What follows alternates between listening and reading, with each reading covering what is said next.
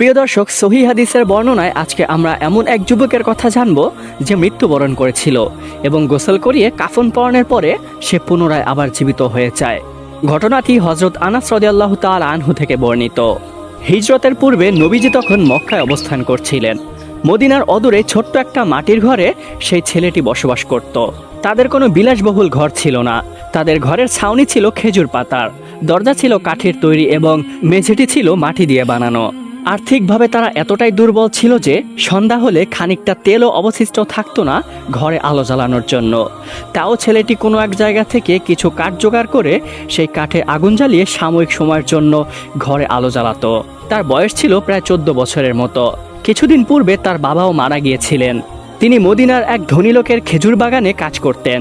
হঠাৎ একদিন খবর এলো সেই খেজুর বাগানে কাজরত অবস্থায় খেজুর গাছ থেকে পড়ে তার মাথায় আঘাত পায়। কিন্তু ভাগ্যের কি পরিণতি, খেজুর বাগানের মালিক সেখানেই অবস্থান করছিল এবং আশেপাশে কয়েকজন কৃষকও সেখানেই ছিল, কিন্তু তারা কেউ তাকে ধরল না। অবশেষে লোকটি সেখানে কাতরাতে কাতরাতে ইহকাল ত্যাগ করেন। লোকটির মৃত্যুর খবর যখন তার ছেলে এবং তার স্ত্রী জানতে পারে, তাদের মাথায় যেন আকাশ ভেঙে পড়ে। মদিনার আকাশ যেন তাদের জন্য কালো হয়ে যায়, অন্ধকারে ছেয়ে যায় তাদের জীবনযাত্রার সমস্ত পথ। এরপরে এলাকাবাসী মিলে তার বাবার মৃতদেহটি তাদের বাসায় দিয়ে যায়। বাবার মৃতদেহ দেখে ছেলেটি আর সহ্য করতে পারল না। তার বুকটা ভারাক্রান্ত হয়ে গেল। বাবা হারানোর কষ্ট সেই বোঝে যার দুনিয়াতে বাবা জীবিত নেই। তার চোখের কোণে অশ্রুজল চিকচিক করতে লাগলো, কিন্তু সে চিৎকার করে কান্না করছিল না, বরঞ্চ গাল বেয়ে বেয়ে শুধু চোখ দিয়ে পানি ঝরছিল। কিন্তু কী বা করার থাকবে। অবশেষে চোখে অশ্রু নিয়ে নিঃসঙ্গ সান্ত্বনার সাথে বাবার কাফন দাফন শেষ করে বাসায় চলে আসে। এলাকাবাসীও তাদেরকে সান্ত্বনা দিয়ে তারাও নিজেদের বাড়িতে চলে যায়। এখন মা এবং ছেলে ঘরে বসে শুধু কান্না করে, চোখে অশ্রু নিয়ে তাদের দিন যায় রাত যায়। ছেলে কাঁদে বাবা হারানোর জন্য এবং মা কাঁদে তার স্বামী হারানোর জন্য। পাশাপাশি এই ছেলেকে নিয়ে সে এখন কোথায় যাবে, কারণ ছেলেটি এখনও রুজি রোজগারের যোগ্য হয়ে ওঠেনি। তখন মা কাঁদো কাঁদো অবস্থায় ছেলেকে বলতে লাগলো, বাবা তুমি কান্না করো না, আমি মানুষের বাসায় কাজ করে তোমাকে লালন পালন করব। এই ক্ষেত্রে তোমার কোনো চিন্তা নেই, আল্লাহ আমাদের সহায় হবেন। ছেলেটি কিছুক্ষণ চুপ থাকে, অতঃপর বলে ওঠে, মা তুমি চিন্তা করো না, দয়া করে তুমি কান্না করো না, তোমার কান্না আমার সহ্য হয় না।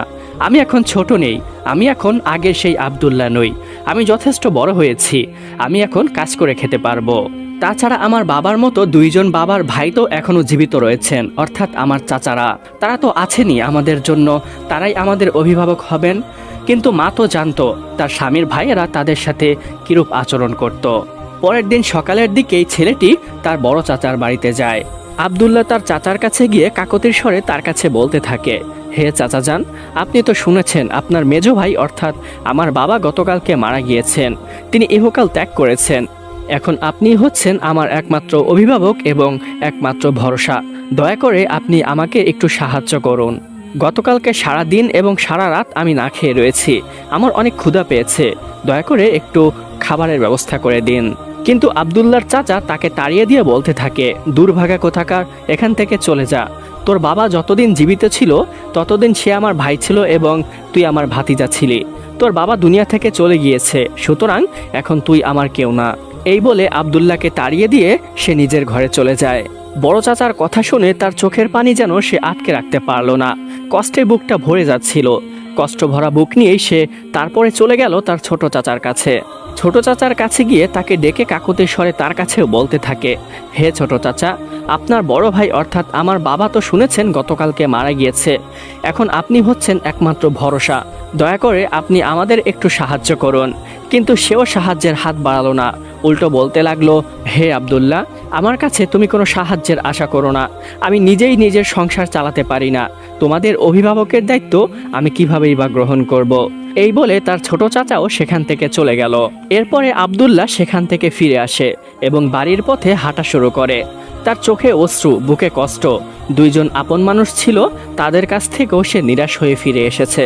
কষ্ট ও ক্ষুধার তাড়নায় তার পা যেন আর চলছিল না। অবশেষে সে একটি গাছের নিচে বিশ্রামের জন্য বসে এবং কান্না করতে থাকে। কিন্তু তার কান্না শোনার মতোই বা মদিনায় কে ছিল? গরিবের কান্না শোনার মতো তার স্রষ্টা ছাড়া আর কেউই থাকে না। গাছের নিচে কিছুক্ষণ বিশ্রাম নিয়ে সে পুনরায় বাড়িতে চলে গেল। বাড়িতে এসে সে তার মাকে প্রথমত কিছু বলে না, সে চুপচাপ বসে থাকে। কিন্তু মায়ের মন তো বুঝে ফেলেছে আব্দুল্লাহর চাচারা নিশ্চয়ই তাকে কোনো সাহায্য করেনি। কিন্তু আব্দুল্লাহ তখন একটু মুচকি হেসে বলতে লাগলো, মা তুমি চিন্তা করো না, আমরা কারো কাছ থেকে কোনো সাহায্য গ্রহণ করব না।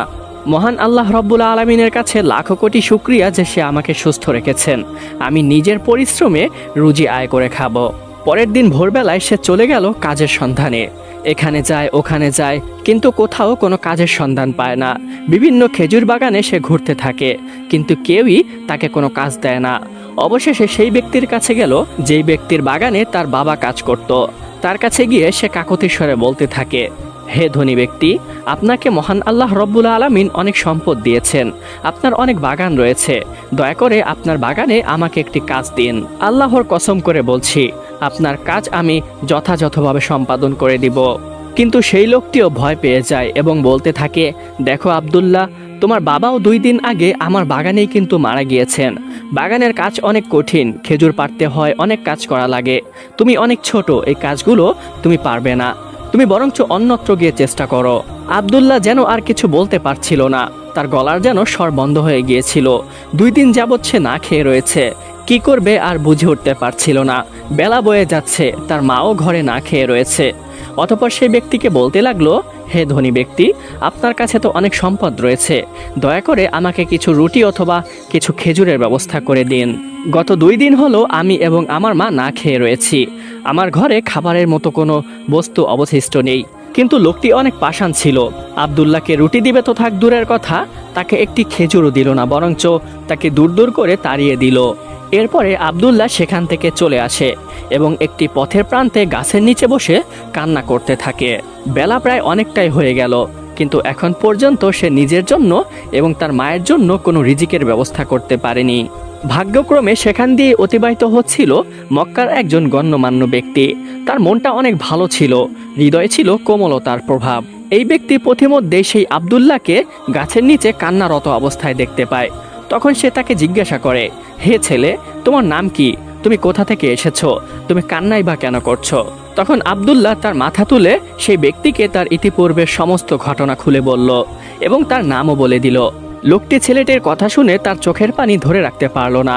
তখন সে বলতে লাগলো, হে আব্দুল্লাহ, আমার বাড়িতে একটি উট এবং কয়েকটি ছাগল রয়েছে, সেগুলো লালন পালনের জন্যই আমি বাজারে যাচ্ছিলাম কোনো রাখালকে খুঁজে আনতে। তুমি এক কাজ করো, উট তো তুমি এখন চড়াতে পারবে না, তুমি আমার ছাগলগুলোই দেখাশোনা করো। তার একটি ছাগল আমি তোমাকে দিয়ে দিব তার দুধ পান করার জন্য, এবং পাশাপাশি আমি তোমাকে প্রতিদিন রুটিরও ব্যবস্থা করে দিব। তুমি এক কাজ করো, আজকে তুমি আমার সাথে চলো, আজকের দিনের খাবারের ব্যবস্থা আমি তোমাকে করে দিব, এবং কালকে থেকে তুমি আমার ছাগলগুলো দেখাশোনা করো। এই বলে লোকটি সেই ছেলেটিকে তার বাসায় নিয়ে যায়। লোকটির নিজের কোনো ছেলে ছিল না। আব্দুল্লাহকে বাসায় নিয়ে সে অনেক আদর যত্নে তাকে খাওয়ালো এবং তাকে অনেক আপ্যায়ন করলো। তার স্ত্রীও অনেক ভালো মনের মানুষ ছিল, সেও সেই আব্দুল্লাহকে নিজের ছেলেই মনে করত। আব্দুল্লাহ সেই লোকের বাড়ি থেকে নিজে খেয়ে দিয়ে তার মায়ের জন্য কিছু সামান্য পরিমাণের খাবার নিয়ে আসলো। বাড়িতে এসে তার মাকে সেই খাবারটি নিজের হাতেই খাইয়ে দিল। তখন মা তাকে জিজ্ঞাসা করলো, হে আব্দুল্লাহ, তুমি খাবার কোথা থেকে পেয়েছো? তখন আব্দুল্লাহ সেই লোকটির কথা তার মাকে খুলে বলে এবং কালকে থেকে সে কাজে যাবে এই বিষয়টিও তার মাকে জানিয়ে দেয়। কিন্তু যতই আব্দুল্লাহ কাজ করুক না কেন, তার কাজের বয়স এখনো হয়ে উঠেছিল না, যার কারণে এই বিষয়টি তার মাকে অনেক কষ্ট দিত। এরপরের দিন থেকে আব্দুল্লাহ সেই লোকটির ছাগল নিয়ে মাঠে চড়াতে যেত। সকালে ছাগল নিয়ে বের হয়ে যেত এবং সারা দিন সেই ছাগল চড়িয়ে সন্ধ্যার দিকে সে সেই লোকটির বাড়িতে ছাগল দিয়ে যেত। এবং ছাগলগুলো বাসায় দিয়ে যাওয়ার পরে সেই লোকটি আব্দুল্লাহর হাতে সামান্য কিছু অর্থ দিত এবং সেই অর্থ দিয়েই আব্দুল্লাহ বাজারে গিয়ে সামান্য কিছু খাবারের ব্যবস্থা করে আনতো। কিন্তু যতই দিন যাচ্ছিল সেই লোকটির ব্যবহার আব্দুল্লাহর সাথে আরও খারাপ হতে চলেছিল। শুরুতে আব্দুল্লাহর সাথে ভালো ব্যবহার করেই তাকে বাসায় নিয়ে আসে, কিন্তু মাঝে মাঝে তাকে টাকাও দিত না, সামান্য কিছু খাবার দিয়ে বাসায় পাঠিয়ে দিত। এমন দিন যেত শুকনো একটি রুটি দিয়ে বলতো, যাও, এটাই তোমার আজকের পারিশ্রম, আর কিছু তুমি পাবে না। কিন্তু আব্দুল্লাহর বা আর কি করার থাকবে, তার হাতে কোনো কাজ ছিল না, যার কারণে সেই লোকটির কাছেই তাকে দায়বদ্ধ থাকতে হতো। কোনো পথ খুঁজে না পাওয়ার কারণে সেই লোকটির অবহেলা সহ্য করেও আব্দুল্লাহ সেখানে অনেক দিন পর্যন্ত কাজ করে। তাদের কষ্টে দিন কাটতে লাগলো। তাদের ঘরে এমনও যেত ঘরে একটুও খাবার অবশিষ্ট নেই, কিন্তু তারা সেদিন রোজা রেখে হাসি মুখে আল্লাহর ইবাদতে রত থাকত, কোনো অভিযোগ ছাড়া, কোনো আক্ষেপ ছাড়া। কিন্তু যতই অভিযোগ ছাড়া থাকুক না কেন, তার মায়ের মনে কষ্ট বেঁধেই থাকতো। সে আল্লাহর কাছে কান্না করত এবং দোয়া করত। কান্না করতে করতে এক পর্যায়ে সে অন্ধ হয়ে যায়। কিন্তু আব্দুল্লাহও সারাদিন রুজি রোজগারের ব্যবস্থা করার পরেও তার মায়ের খেদমতে সে কখনো কমতি রাখেনি। তার মাকে সেবা করত, তাকে খাইয়ে দিত এবং মাথায় হাত বুলিয়ে তাকে ঘুম পাড়িয়ে দিত। অন্যদিকে হিজরতের সময় ঘনিয়ে এসেছে। মক্কায় নবীজির উপরে অত্যাচার ক্রমশ বেড়েই চলেছিল। নবীজির উপরে এমন অত্যাচারের শুধু একটাই কারণ ছিল, তিনি নবুয়ত পেয়েছেন এবং সত্যের দাওয়াত দিয়েছেন। তিনি জায়গায় জায়গায় গিয়ে শুধু একটি কথাই বলতেন, হে লোক সকল, তোমরা একমাত্র আল্লাহর উপাসনা করো এবং মূর্তি পূজা থেকে তোমরা দূরে থাকো। তোমরা শিরিক করো না, তোমাদের স্রষ্টা একমাত্র মহান আল্লাহ রব্বুল আলামিন। কিন্তু এই মহত্ব গুণভূত সামান্য সত্য কথাটি মক্কার গোত্রপতিদের গায়ে আগুন ধরিয়ে দেয়, কারণ তাদের মিথ্যার আঁকড়া এবং তাদের অনৈতিক ব্যবসাগুলো এই সত্য কথাটি দূরভূত করে দিত।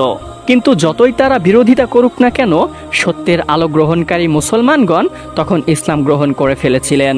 এক এক করে নবীজির স্ত্রীরা এবং তার ঘরের সন্তানাদিরা সবাই ইসলাম গ্রহণ করে। তারপরে সিদ্দিকে আকবর, আবু বকর রাদিয়াল্লাহু তাআলা আনহু, এভাবে এক এক করে সামান্য কয়েকজন মুসলমানগণ ইসলাম গ্রহণ করে। অন্যদিকে গোত্রপতিদের গায়ের আগুনটা ক্রমশ বেড়েই চলেছিল। রাগে ক্ষোভে তারা অগ্নিশর্মা হয়ে গিয়েছিল। তারা কি করবে বুঝে উঠতে পারছিল না। অন্যদিকে নবীজিকে কিছু বলাও যাচ্ছে না, কারণ তার পিছনে মক্কার প্রভাবশালী একজন গোত্রপতি আবু তালেব রয়েছে, যিনি নবীজির চাচা ছিলেন। হাশিমদের মধ্য থেকে তিনি গোত্রপতি এবং অনেক প্রভাবশালী ছিলেন, যার কারণে কুরাইশরা সামনাসামনিভাবে নবীজির কোনো ক্ষতি করতে পারত না। নবীজিকে কিছু বলতে পারছে না দেখে তারা অত্যাচার শুরু করে ওই সমস্ত ব্যক্তিদের উপরে যারা ইসলাম গ্রহণ করছিল। বিশেষ করে তারা দাসদাসীদের প্রতি অনেক অত্যাচার করতে শুরু করে। বেলাল রাদিয়াল্লাহু তাআলা আনহুকে উত্তপ্ত গরম বালির উপরে শুইয়ে রাখত এবং সে যেন নড়তে না পারে তাই বুকের উপরে একটি পাথর দিয়ে রাখত এবং আরও যন্ত্রণাদায়ক শাস্তির কথা বলে তাকে ইসলাম ধর্ম ত্যাগ করতে বলতো। কিন্তু তার ঈমান ছিল অনড়। বেশি কষ্ট হলে সে শুধু আকবর আকবর বলে চিৎকার করত এবং তাদেরকে বলতো, তোমরা যা খুশি করে নাও, আমি কখনোই ইসলাম ধর্ম ত্যাগ করব না। আবার মাঝে মাঝে তার গলায় রশি বেঁধে মক্কার বালকদের হাতে তুলে দেওয়া হতো। তারা তাকে টেনে হিঁচড়ে মক্কার অলিগলিতে ঘুরে নিয়ে যেত, যার কারণে তার গলায় রশির দাগ বয়ে যেত এবং শরীরটা ক্ষত বিক্ষত হয়ে যেত। উমাইয়া ইবনে খলফের হৃদয়ে একটুও মায়া জাগত না। দিনের পর দিন বেলাল রাদিয়াল্লাহু তাআলা আনহুকে এভাবেই অত্যাচার করতে থাকতো। অন্যদিকে খাব্বাব ইবনে আরাত রাদিয়াল্লাহু তাআলা আনহুকে জ্বলন্ত অগ্নি কয়লার উপরে শুয়ে রাখা হতো। শুধু জ্বলন্ত কয়লার উপরে শুয়েই রাখতো না, বরঞ্চ তার বুকের উপরে একটি ভারী পাথর দিয়েও তাকে চাপা দিয়ে রাখতো এবং শুধু একটি কথাই বলতো, ইসলাম ধর্ম ত্যাগ করো, না হলে এই শাস্তি কখনোই তোমার থেকে তুলে নেওয়া হবে না। কিন্তু তার মুখে শুধু একটা কথাই থাকতো, তোমরা আমাকে মেরেও ফেলতে পারো, কিন্তু তারপরেও আমি ইসলাম ধর্ম ত্যাগ করব না। এভাবেই শুয়ে রাখতে রাখতে তার পেট জ্বলে পুড়ে রক্ত বের হয়ে এবং চর্বি গুলে সেই জ্বলন্ত কয়লা নিভে যেত। কুরাইশরা যখন দেখতে পেল এত কষ্ট ও যন্ত্রণা দেওয়ার পরেও লোকেরা ইসলাম গ্রহণ করছে এবং সত্যের পথ খুঁজে নিচ্ছে, তখন তারা ইসলাম গ্রহণকারীদের প্রতি বয়কট ঘোষণা করলো এবং কাবাঘরে একটি নোটিশ ঝুলিয়ে দিল, যেখানে স্পষ্টভাবে লেখা ছিল, মুহাম্মদ এবং তার অনুসারীদের সাথে কেউ কথা বলবে না, তাদেরকে কেউ বিয়ে করবে না, তাদের সাথে কেউ বেচা কেনার কোনো চুক্তি করবে না, তাদের সাথে যারা সম্পর্ক রাখবে আমরা তাদের সাথেও সম্পর্ক রাখবো না। নবী করিম সাল্লাল্লাহু আলাইহি ওয়াসাল্লাম যখন দেখতে পেল মক্কায় আর চলাচল করা সম্ভব হচ্ছে না, তখন তারা শিবে আবু তালেব নামে একটি পাহাড়ে আশ্রয় গ্রহণ করে। সেখানে অনেক কষ্ট করে তারা থাকতেন। কোনো পানির সংযোগ ছিল না, কোনো খাবারের সংযোগ ছিল না। বাচ্চারা কান্না করত এবং গাছের পাতা চিবিয়ে তারা ক্ষুধা মেটাতো। এভাবেই কষ্টে তারা 3 বছর যাবৎ সেখানে থেকেছিলেন। যদিও সেখানে থাকতে তাদের অনেক কষ্ট হতো, কিন্তু আল্লাহ রব্বুল আলামিনের রহমত তাদের সবসময় স্পর্শরত থাকত। অবশেষে 3 বছর পরে ঘটে একটি অলৌকিক ঘটনা। কাবাঘরে ঝুলানো সেই চুক্তিপত্রটি উই পোকায় খেয়ে ফেলে। সবটুকুই খেয়ে ফেলেছিল, কিন্তু শুধু যেখানে আল্লাহ নাম ছিল সেখানেই খায়নি। বিষয়টি যখন গোত্রপতিরা জানতে পারে, তাদের অন্তরে একটি ভয় কাজ করে এবং সেই চুক্তিপত্রটি বাতিল করে তাদেরকে মক্কায় আসার অনুমতি দেওয়া হয়। কিন্তু যতই তাদেরকে মক্কায় আসার অনুমতি দেওয়া হোক না কেন, ধুকে ধুকে তাদেরকে নিপীড়ন এবং অত্যাচার আর বন্ধ হয়নি। এরপরে আর বেশি দিন অতিবাহিত হলো না। নবী করিম সাল্লাল্লাহু আলাইহি ওয়াসাল্লাম তার দুইজন সামর্থ্যকারীকে হারান, যারা ছিল তার জন্য অত্যন্ত শক্তিশালী। একজন হচ্ছেন তার চাচা আবু তালিব, দ্বিতীয়ত হচ্ছে তার প্রিয়তম স্ত্রী খাদিজা রাদিয়াল্লাহু তাআলা আনহা, যিনি ছিলেন নবীজির চক্ষু শীতলতা এবং সান্ত্বনার বালিশ। এরপরে নবীজি যখন দেখতে পেলেন মক্কায় অবস্থান করা তার জন্য অসম্ভব হয়ে যাচ্ছে, তিনি তায়েফের দিকে সফর করেন। নবীজি ভেবেছিলেন তায়েফবাসী তাকে একটু সাহায্য করবেন, কিন্তু তারাও তাকে লাঞ্ছনা বাঞ্ছনার আঘাত দিল, তাকে পাথর ছুঁড়ে তাকে রক্তাক্ত করলো। অবশেষে তিনি তায়েফ থেকে পুনরায় আবার মক্কায় ফিরে আসেন। অন্যদিকে সেই সময় একটি রীতি প্রচলিত ছিল, আরবের বিভিন্ন গোত্রের লোকেরা হজের মৌসুমে মক্কায় আসতো এবং নবী করিম সাল্লাল্লাহু আলাইহি ওয়াসাল্লাম তাদেরকে এক এক করে ইসলামের দাওয়াত দিতেন। এভাবেই একবার মক্কায় আসলো মদিনার 6 জন ব্যক্তি, যারা ছিলেন খাজরাজ গোত্রের। তারা এসে নবী করিম সাল্লাল্লাহু আলাইহি ওয়াসাল্লামের মুখে সেই অলৌকিক বাণী শোনেন। তখন তারা বুঝে ফেলেন, এই তো সেই ব্যক্তি যার বিষয়ে ইহুদিরা আমাদের ভয় দেখাতো। নবীজির দাওয়াত পেয়ে তারা আর বিলম্ব করলো না, তারা ইসলাম গ্রহণ করে ফেললো এবং তারা পাশাপাশি এটাও শুনতে পেল নবীজিকে সেখানে অনেক অত্যাচার করা হচ্ছে। তখন তারা প্রতিশ্রুতি দেন, ইয়া রাসূলুল্লাহ, আপনি আমাদের সাথে মদিনায় চলুন, আমরা আপনাকে সেখানে সর্বোচ্চ সহযোগিতা করব। তারা নবীজিকে সুরক্ষার আশ্বাস দেওয়া সত্ত্বেও নবী করিম সাল্লাল্লাহু আলাইহি ওয়াসাল্লাম প্রায় 3 বছর পর্যন্ত মক্কায় দাওয়াত দিতে থাকেন, কিন্তু মক্কাবাসী আর মানল না, তাকে অনবরত কষ্ট দিতে থাকত। অবশেষে 13তম হিজরি সনে তিনি মদিনায় হিজরত করেন। তার সাথে ছিলেন হযরত আবু বকর রাদিয়াল্লাহু তাআলা আনহু। হিজরতের সময়ও মক্কাবাসী নবীজিকে স্বস্তির নিঃশ্বাস ফেলতে দেয়নি। নবীজির জন্য মক্কাবাসীরা অনেক বাধা বিপত্তি পথিমধ্যেই তৈরি করেছিল, তাকে খুঁজতে চেষ্টা করেছিল, কিন্তু মহান আল্লাহ রাব্বুল আলামিন তাদের নজর থেকে নবীজিকে দূরে রেখেছিলেন। তিনি হিজরত করার পূর্বে মক্কায় হযরত আলী রাদিয়াল্লাহু তাআলা আনহুকে রেখে এসেছিলেন, যেন তার সমস্ত আমানতের মাল মক্কাবাসীকে ফিরিয়ে দিতে পারেন। মক্কা থেকে বের হওয়ার সময় নবী করিম সাল্লাল্লাহু আলাইহি ওয়াসাল্লাম প্রাথমিক পর্যায়ে পায়ে হেঁটে হিজরত শুরু করেন। অতঃপর গারে সাউরে 3 দিন অবস্থান করার পরে একটি উটনির পিছনে করে তিনি ইয়াসরিব অর্থাৎ মদিনায় পৌঁছান। সেই সময় মদিনাকে ইয়াসরিব নামে আখ্যায়িত করা হতো। ধুলিমাখা পথ ধরে উটনির পিঠে বসে ধীরে ধীরে এগিয়ে যাচ্ছেন নবী করিম সাল্লাল্লাহু আলাইহি ওয়াসাল্লাম। ইয়াসরিবের চারপাশে চলছে উচ্ছ্বাস ভরা আনন্দের কান্না। পুরো ইয়াসরিব শহর যেন একটি আনন্দের শহর হয়ে উঠেছে। ছোট ছোট ছেলেমেয়েরা রাস্তার পাশে দাঁড়িয়ে দাঁড়িয়ে গান গাইছে এবং নবীজিকে শুভেচ্ছা জানাচ্ছে। সকলেই তালে তালে বলছে, তলা আল বাদ্র আলাইনা, অর্থাৎ আমাদের উপরে পূর্ণিমার চাঁদ উদিত হয়েছে। নবীজি চলে এসেছে। সবাই মিলে নবীজিকে সালাম জানালো। তারপরে সবাই নবীজিকে ডাকলো, ইয়া রাসূলুল্লাহ, আপনি আমার ঘরে আসুন, আল্লাহর রহমতে আপনার কোনো ক্ষতি হবে না, আমি আপনার যথাযথ আপ্যায়ন করার চেষ্টা করব। এক এক করে সবাই এভাবে নবীজিকে আপ্যায়ন করতে লাগলেন এবং দাওয়াত দিতে লাগলেন। তখন বিশ্বনবী সাল্লাল্লাহু আলাইহি ওয়াসাল্লাম সকলের উদ্দেশ্যে বললেন, হে ইয়াসরিববাসী, মহান আল্লাহ রব্বুল আলামিন যেখানে সিদ্ধান্ত নেন আমি সেখানেই থাকব। তোমরা আমাকে জোর করো না, তোমরা এই উটনিকে ছেড়ে দাও, সে যেখানে গিয়ে থামে আমি সেখানেই কোনো একটি ঘরে থাকব। এরপরে উটনিকে ছেড়ে দেওয়া হলো এবং উটনি হাঁটতে হাঁটতে অবশেষে একটি সাধারণ বাড়ির সামনে গিয়ে দাঁড়ালো। সবাই অবাক দৃষ্টিতে তাকিয়ে রইল, কোন ভাগ্যবানের ঘরের সামনে নবীজির উটনি গিয়ে দাঁড়িয়েছে। অবশেষে দেখা গেল সেটা আবু আইয়ুব আনসারী রাদিয়াল্লাহু তাআলা আনহুর ঘর ছিল।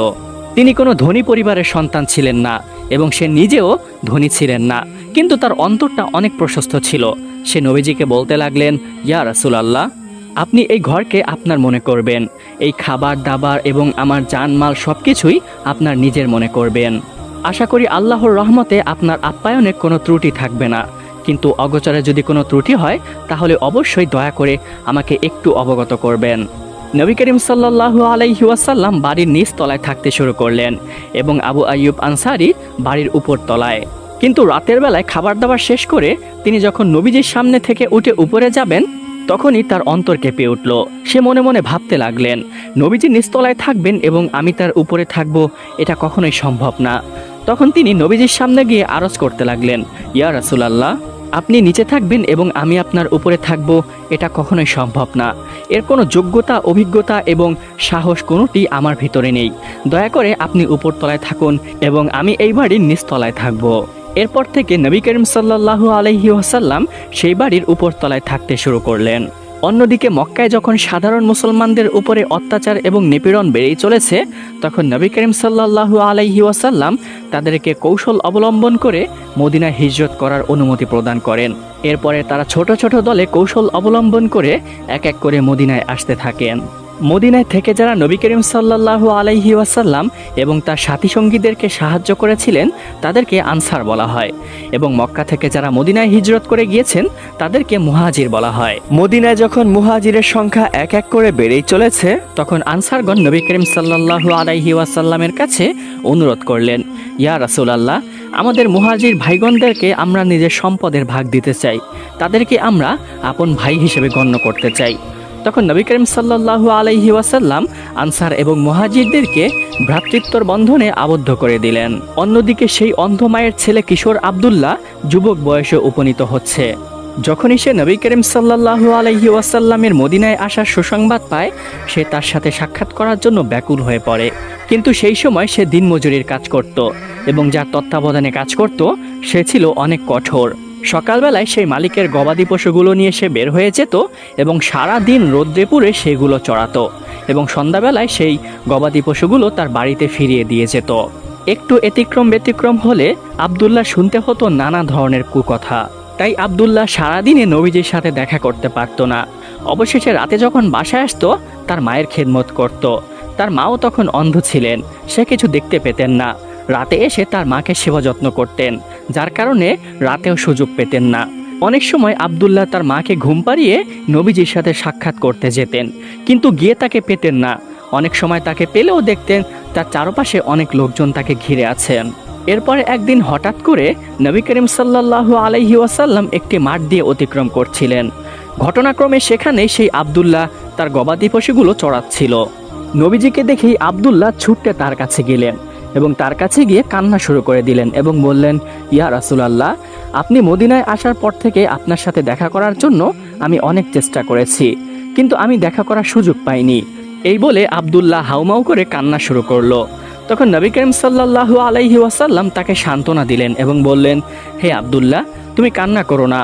মহান আল্লাহ রব্বুল আলামিনের কাছে প্রার্থনা করো তিনি যেন তোমাকে কখনো পথভ্রষ্ট না করেন, এবং তুমি তার উপরে অবশ্যই ভরসা রাখবে এবং তার সাথে কখনো কাউকে শরিক করবে না।